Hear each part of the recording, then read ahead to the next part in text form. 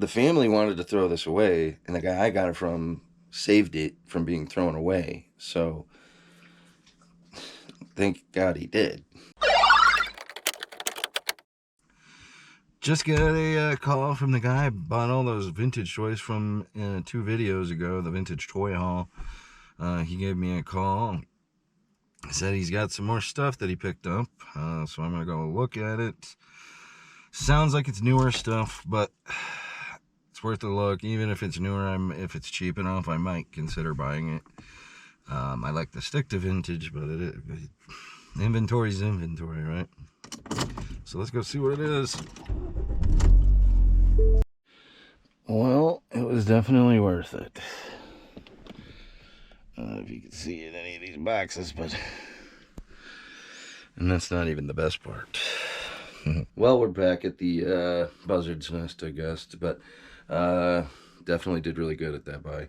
I showed you a little sneak peek at the toys, but always ask. This is a lesson for resellers, anybody that gets into anybody's house. Always ask what else they got. Or, like in this case, he knew I liked military too. So he, after I bought the toys, which I'm kind of treating the toys were kind of like my price of admission. You know, I bought my last toy haul from this guy too. So that last toy haul led to this toy haul, which led to this amazing find that I'm really excited about. Ecstatic because I've already sold it. It wasn't hard, and I knew it wouldn't be. When I found it, I wasn't quite sure. I mean, I had a good idea what I was looking at, but at the same time, it's a mix of stuff, so I wasn't sure if it all belonged to the same soldier or not. But let's take a look right here. I'll show you.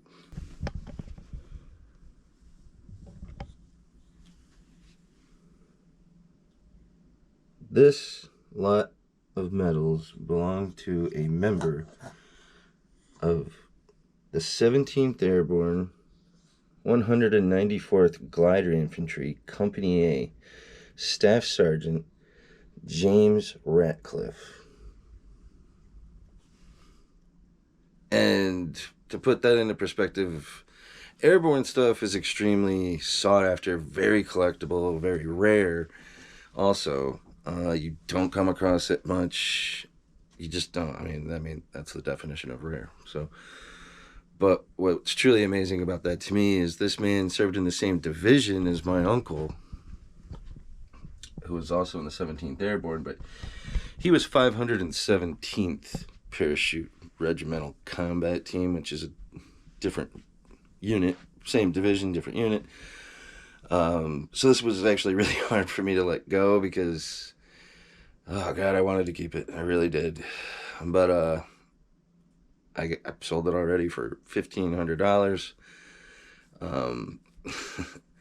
But yeah, it was tough to sell because it being 17th Airborne. But one of the hardest things about being a reseller and a collector is not being your best customer. Never be your best customer, ever. You'll go out of business fast that way. I've learned that in the past. I've made that mistake in the past. So you gotta let things go when you can, you know. So, and this is one of those pieces, but let's go over a little bit of the history of the 194th Glider Infantry, and then I'll show you the medals a little bit here.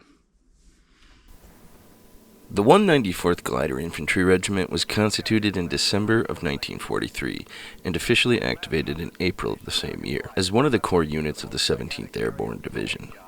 The concept of gliders landing into combat may seem crazy now, but during World War II, it was a new and revolutionary way to get our soldiers and supplies behind enemy lines.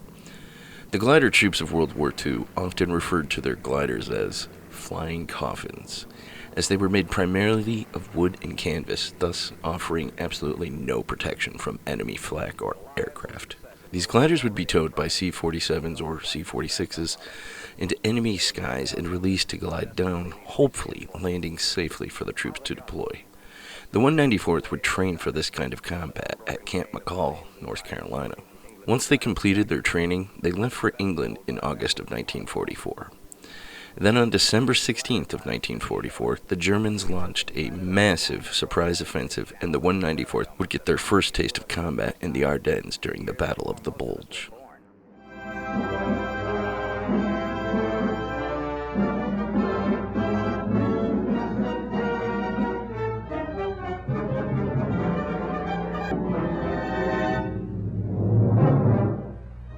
On December 16th, the triumphant cheers died down in Europe. In the Christmas season of 1944, nobody was predicting that the war would end by Saturday night, or a week from Wednesday. And today, with the good news from all fronts singing on all radios, let us remember the dying days of 1944. The infantry remembers those days. Under orders from General George Patton, the 17th Airborne would seize the town of Flamersh. The division attacked, and immediately the Germans began to rain down mortar fire on them. The 194th was hit particularly hard. Sustaining heavy casualties, they still bravely fought on and seized their objectives. The 94th would make their first actual combat landing on March 24th, 1945, during Operation Varsity, the largest airborne operation ever conducted on a single day. More than 14,000 Allied aircraft were involved, carrying 40,000 American, British, and Canadian airborne soldiers. The glider troops played a crucial role in the operation, which aimed to breach the Rhine River near the village of Hammenkelm and the town of Wessel. The gliders were part of the airborne forces that secured the key territory and disrupted German defenses to aid the advance of the Allied ground forces. They took heavy casualties during the landing, losing many gliders as well as 12 C-47s, 14 C-46s, and 140 more damage from the heavy enemy anti-aircraft fire. The 194th's objective was to seize the crossing over the Issel River and protect the 17th Airborne Division's right flank. When the 194th landed, they were met immediately by German artillery fire, again suffering heavy losses and a strong resistance from the Germans. But the bravery and tenacity of these glider troops was unwavered. They persevered despite the odds, destroying 42 artillery pieces, 10 tanks, 2 self-propelled anti-aircraft vehicles, 5 self-propelled guns, and taking over 1,000 German prisoners of war. After successfully holding their objective, the 194th was relieved by Field Marshal Montgomery and his men. From there, they would push towards the town of Lembeck, again meeting very stiff resistance from the Germans, making one of their last stands of the war defending their homeland. The 194th would suffer heavy losses yet again. In the following weeks leading to the end of the war, the 194th would continue to push further into Germany, capturing the NSDAP diplomat Franz von Papen in his estate near Essen along the way. The 194th was then briefly attached to the 95th Infantry Division, before being reattached to the 17th Airborne. From there, they would serve in the Army of Occupation in Germany until returning to the United States on September 4th, 1945, and were deactivated the same day at Camp Miles Standish in Massachusetts. And these are a little bit cooler than the last couple medals. Well, not cooler. The other medals are really cool. But this is a little more easier to be excited about because it doesn't have quite as sad a history. Like the last 2 medals I picked up belong to gentlemen or soldiers that died in Vietnam. This man survived the war, had a family, died an old man, which he had a life, which is nice because these last 2, they didn't. And this came from the family, mind you. I brought this up in my last one of my last videos. I'm not sure when this video is going to come out because it's going to take a little time to do. But this was, the family wanted to throw this away, and the guy I got it from saved it from being thrown away. So thank God he did, honestly. But like I said, let's take a look. Okay, so these were actually found in this vintage shortbread fingers tin, which is kind of neat in its own way. But they were all in here. And this tin's in really good shape too. So there's his son's Boy Scout stuff, so that's kind of neat too. I'll show you that in a little bit, but give you some history here. If you've seen any of my videos in the past, you know I'm a patch nerd, and Patches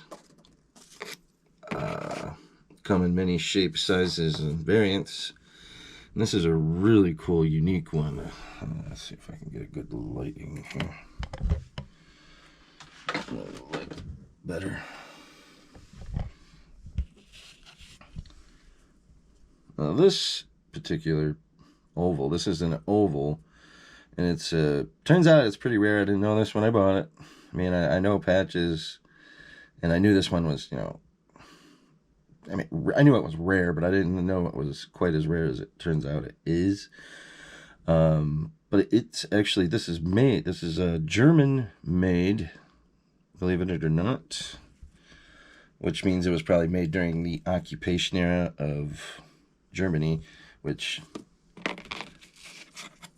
I have his German occupation medal right here, so there's solid proof that he was indeed in Germany during the occupation. So, and it signifies the 194th. Now, the gentleman who bought this gave me a lot of really interesting history, because it turns out he is the historian, or the historian of the 17th Airborne Association. So he just became one of my new best friends, because that's who my uncle served with. So I'm sure he's got all sorts of awesome information.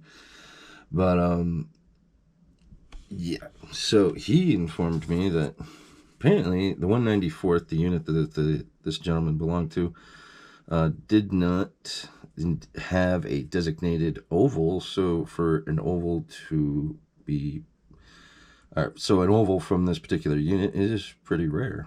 And any theater made or in-country made patch is going to be rare. Also, I don't know if this is focusing, so, but you see that star there? These are glider wings, by the way.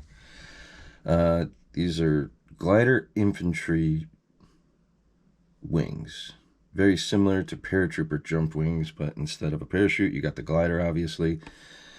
And that star indicates that he participated in one combat landing, which in this soldier's case was Operation Varsity, which was the largest airborne operation of, I think, any war, when we jumped over the Rhine into Germany in 1945, which my uncle participated in. Also, he jumped. And that's also what is on this medal here, which is the European, African, Middle Eastern Campaign medal right here. Each star indicates a campaign he participated in, and the arrow indicates the combat landing again. So that's a pretty neat, unique piece all on its own. And of course, over here we have one of his Purple Hearts and a Bronze Star, which does have his name on it. Again, probably really hard to see. These GoPros aren't good for close-ups, so I apologize for that. But there is his Bronze Star. Here we have his Combat Infantry Badge, or CIB, which is made of sterling, and it's a general issue one. You didn't get one of these until you had been in combat. And this is an Expert Infantry Badge, I believe, which is obviously very similar to the Combat Infantry Badge, but I can't remember the specifics on this one. But I don't think you didn't need to be in combat to get the Expert Infantry Badge, but would make perfect sense for him to have both, though, also. And something bit of interesting history on the wings here, if you're a military nerd. The wings, glider wings, when they were first introduced into the Army, were only to be given after they had participated in one combat landing. But that regulation changed pretty quickly, and from what I understand, to where Because like paratroopers, after you completed your paratrooper training, your three training jumps, you got your paratrooper wings. And you didn't need to go into combat to get your wings.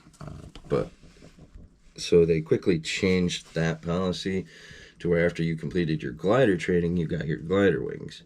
Because they kind of just figured there wasn't necessarily a special skill involved for the training. You rode a plane down. You glided with the plane. You just rode the plane down, and hopefully you didn't crash land.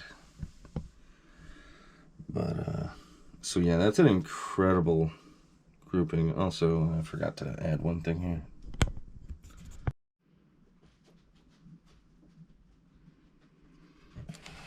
And this came with a lot as well. And this is what we call a coffin case. This one's for a Purple Heart, obviously. I think during World War II, because I'm no expert on medals. I'm not claiming to be an expert on any of this stuff. It's just one of my many interests. And I take a special interest in 17th Airborne, especially. Like I said, it was hard to sell this for me. It really was. It's because I don't necessarily need the money, but I mean, I'm trying to run a business. So, but that came. So I got 2 Purple Hearts. Unfortunately, neither of them were named because generally, I believe for these to be named, the soldier or sailor or marine would have had to have been killed, unless they paid or decided to have it engraved themselves. I believe. So I'm not sure, unfortunately, if he was wounded twice or if he just happens to have multiple Purple Hearts, which wouldn't be out of the norm. These are both World War II era medals, though. So, but it's just as likely for him to have been wounded twice, because the 194th first saw combat with the 17th Airborne at the Battle of the Bulge. He could have been injured twice once in each campaign that he participated in, or I do not know. I might know by the end of this video, though, because I'm in contact with it. Also, I forgot to mention this. One of my favorite things about doing this is putting things where they belong. Sure, I'm a reseller, so this is obviously about making money and profit for me. But as a history nerd, me putting something where it belongs, putting something where it belongs makes this even sweeter. Made the sting of selling it better too, because like I said, I really did not want to sell this. It's very unlikely, but is potential that he could have known my uncle. They were from the same area. They served in the same division. My uncle unfortunately died in a car accident in 1947, I believe. So I was never able to have a conversation with him, or so I don't know much about his story. But I got his stuff over there, still a shrine to him, basically.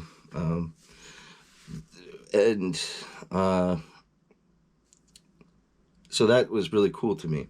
And 17th Airborne history has always been interesting to me. But the guy who bought this, like I said, he runs a museum, actually, which now I'm going to have to check out. And it just so happens they have this soldier's uniform and a bunch of his other stuff on display in their museum. So it was purchased by the museum to go with his stuff that's already being displayed, which, that's awesome. I'm sorry. That just, sometimes it feels like things happen for a reason in this business. Maybe not, I don't know. Maybe I was meant to find it, to put it back with its owner's stuff. So that gives me a good feeling. Definitely makes me feel better about letting it go. But,